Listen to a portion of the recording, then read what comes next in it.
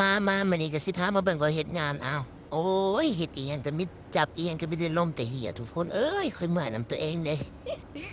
ข้อยบ่ได้สู่ถ่ายคลิปตอนส่งน้ำให้เบิ่งเนาะนี่ก็คือขั้นตอนการส่งน้ำเด้อจ้าใส่นมลงไปแต่ก็เฮาจะมาใส่นมนมจืดเนาะส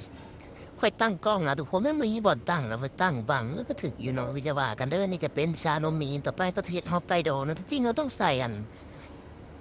หัวเสื้อ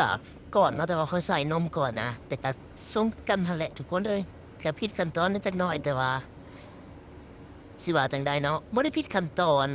ผิดขั้นตอนการเฮ็ดแต่ว่าปริมาณที่ใส่ก็คือใส่ส่ำเก่าหั่นแหละแต่ว่าปกติเราจะใส่หัวเสื้อก่อนแต่ว่าข้อยใส่หัวเสื้อนำหลัง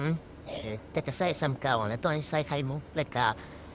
ตักน้ำแข็งใส่เนาะทุกคนเราก็จะมาใส่ท็อปปิงจ้าหน้าไหมคะคือบูดๆเนาะนี่ก็คือท็อปปิงเราวิปครีมจ้า แซ่บวิปครีมหานคอยเนาะปั่นเองผสมเองจ้า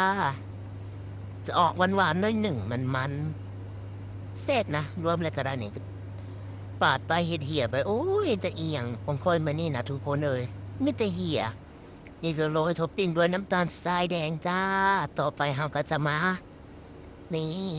เอาเล็กมาครอบปากแก้วไว้เนาะแล้วเราก็จะเบิ้ลไฟจ้า เหมือนไฟจักหน้อยหนึงอะก็จะมาปิดฝานี่คือเป็นออเดอร์แก๊ปเด้อจ้าถ้ากลับบ้านเราจะปิดหูถอยเนาะแต่ถ้า